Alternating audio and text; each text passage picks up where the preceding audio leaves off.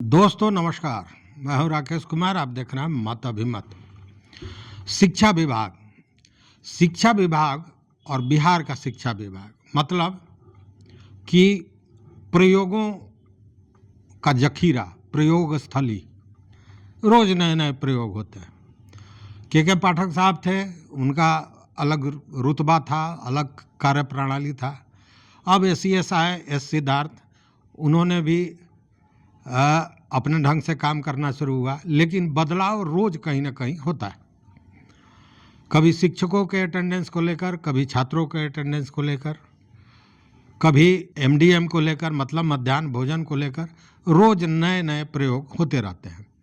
भले ही एस सिद्धार्थ जितने भी प्रयोग कर लें एमडीएम को लेकर, अटेंडेंस को लेकर, लेकिन स्कूलों का और शिक्षकों का, प्रधानाध्यापकों का भी अपना अपना प्रयोग होता रहता है। सभी अपनी सुर में, अपनी बांसुरी बजाने पर, अपनी डफली बजाने में लगे हुए हैं। अब देखिए, एमडीएम का मामला आता है तो नालंदा में राजगीर ब्लॉक में ठाकुर स्थान स्थित एक प्राथमिक विद्यालय है, वहाँ एस सिद्धार्थ पहुँच गए। वहाँ जब वो एस सिद्धार्थ पहुँचे तो वो सीधे पहुँच गए रसोई घर में। रसोई घर में जब गए तो उन्होंने देखा कि खाना खत्म है। उन्होंने रसोइया से पूछा कि भाई भोजन बना है? तो उसने कहा कि हाँ, मध्याह्न भोजन बना और खाना समाप्त हो गया। तभी तक बाल्टी में एक महिला पूरे बाल्टी अंडा लेकर पहुंची। तो फिर उनको आश्चर्य हुआ कि भाई जब खाना समाप्त हो गया, मध्याह्न भोजन समाप्त हो गया, तो अंडा आया कैसे? अब क्यों पहुंचा है अंडा? तो उन्होंने प्रधानाध्यापक से पूछा। तो प्रधानाध्यापक ने कहा कि बच्चे मध्याह्न भोजन करके भाग जाते हैं, इसलिए बाद में अंडा को बांटा जाता है। अब स्कूल की व्यवस्था तो इतने से आप समझ गए होंगे कि मध्याह्न भोजन के बाद बच्चे भाग जाते हैं और शिक्षक, प्रधानाध्यापक बच्चों को रोकने में सफल नहीं होते हैं। तो दंड के रूप में जो बचे हुए बच्चे होते हैं उन्हीं को अंडा दिया जाता है, या बाकी अब क्या किया जाता है। उस स्थिति को देख के भड़के एस सिद्धार्थ और वापस आ गए। उसी तरह अगर आप देखिए तो एक प्रिंसिपल साहब जो औरंगाबाद देव प्रखंड के उत्क्रमित मध्य विद्यालय के, उनके ग्रामीणों ने जमकर पिटाई कर दी। और मामला ये था कि उन्होंने एक छात्रा के साथ दुर्व्यवहार किया था, उसका आरोप था उन पर। जम के पिटाई हुई, बाद में उनको बंदी बना लिया गया। पुलिस आई, फिर उनको छुड़ा कर ले गई। उन पर छेड़छाड़ का आरोप था। छात्रा के पिता भी नहीं है। छात्रा के साथ ये लगभग एक सप्ताह से हो रहा था। उसके शरीर के अंगों को वो छूने का काम शुरू कर दिए थे। तो बाद में परेशान होकर छात्रा भाग के गई, अपने परिजनों को कही। उसके बाद गुस्साए परिजन आए और प्रिंसिपल साहब की जम के पिटाई कर दी। बाद में ये पता चला कि ये जो प्रिंसिपल हैं रियाज अहमद, ये इस तरह का कृत्य दूसरे स्कूलों में भी करते रहे हैं। उसी तरह सरस्वती पूजा को लेकर बेतिया में आपने सुना होगा कि किस तरह शिक्षकों को बंधक बनाया गया, बबेला हुआ। तो ये सारी चीज़ें भी चल रही हैं एक तरफ, लेकिन दूसरे तरफ शिक्षा विभाग को दुरुस्त करने की कार्रवाई भी चल रही है। एमडीएम को लेकर एक नया फरमान जारी हुआ है। अब मध्याह्न भोजन जो बच्चे करेंगे तो मध्याह्न भोजन का प्रमाण पत्र देना होगा, केवल प्रधानाध्यापक को नहीं, प्रधानाध्यापक के साथ सभी शिक्षकों को उस पर दस्तखत करना होगा रोजाना। और जिन शिक्षक का दस्तखत उस पर नहीं होगा तो उनको अनुपस्थित माना जाएगा। मतलब एक तीर से दो निशाना। एक तो मध्याह्न भोजन सही हुआ कि नहीं, उसकी गुणवत्ता सही थी कि नहीं, जितने संख्या में बच्चों को बताया जा रहा है कि भोजन दिया गया कि नहीं, इसमें सारे शिक्षक और प्रधानाध्यापक का हस्ताक्षर होगा। साथ ही अगर किसी का दस्तखत नहीं होता है शिक्षक का तो उनको अनुपस्थित माना जाएगा। मतलब कि उपस्थिति का एक और मामला यहाँ शिक्षकों के लिए बन जाता है। अब जो एनजीओ एमडीएम का भोजन देते हैं उनका काम होगा कि वो डेली इस प्रमाण पत्र को प्राप्त करें और अपने विपत्र के साथ रखें।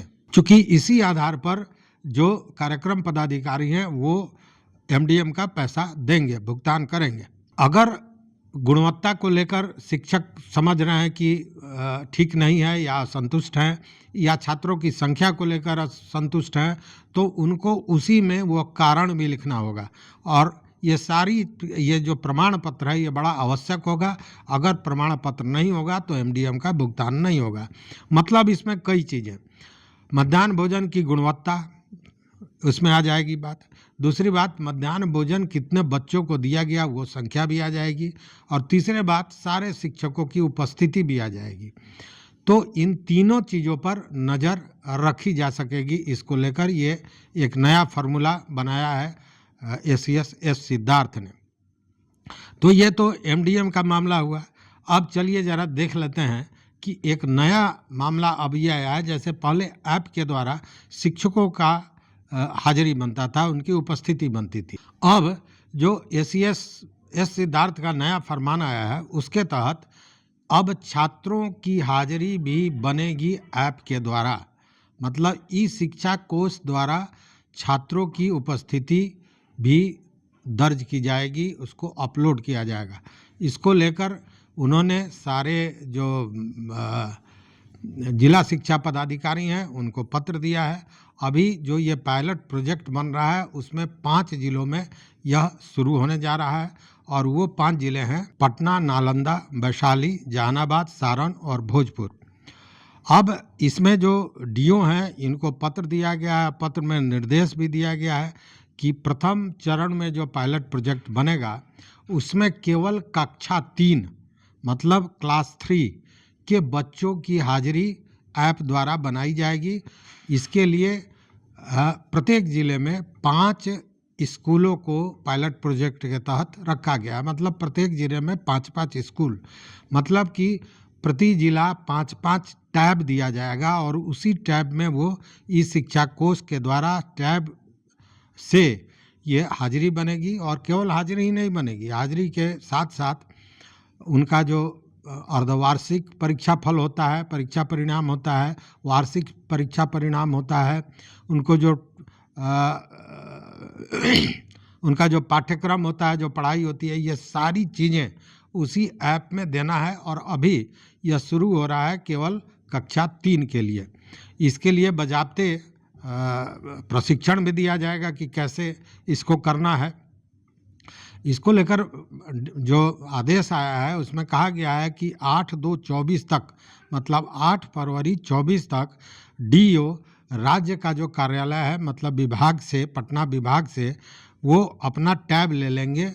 प्रति जिला को 5-5 टैब दिया जाएगा, जहाँ पे चूँकि हर जिले में 5-5 ही स्कूलों को अभी पायलट प्रोजेक्ट में रखा गया है, जिसमें 3 मध्य विद्यालय के स्कूल होंगे और 3 प्राथमिक विद्यालय के स्कूल होंगे, जिसके क्लास 3 में यह हाजिरी बनेगा। साथ में इन स्कूलों का चयन जो है वो शिक्षा परियोजना परिषद द्वारा किया जाना है। अब ये जो टैब होगा वो क्लास 3 के जो वर्ग शिक्षक होंगे उन्हीं की अभिरक्षा में रहेगा। साथ में यह कहा गया है कि 10/2 मतलब 10 फरवरी से यह काम शुरू कर देना है। प्रतिदिन वर्ग 3 मतलब तृतीय वर्ग के छात्रों की उपस्थिति टैब द्वारा बनेगा इस शिक्षा कोष पर। और मैंने जैसा बताया कि वार्षिक और अर्धवार्षिक परीक्षा फल आदि सारी चीज़ें, मतलब वर्ग 3 से संबंधित छात्रों की सारी चीज़ें हाजिरी के साथ उसमें रखना है। दूसरी बात है कि चेतना सत्र के दौरान जब बच्चे खड़े रहेंगे उस समय आगे से और पीछे से फ़ोटो भी खींचना है, जिसको अपलोड करना है। कक्षा का भी अपलोड, छात्रों के साथ कक्षा का फ़ोटो भी अपलोड करना है। और ये होगा कैसे, तो इसके लिए बजाते ट्रेनिंग दी जानी है।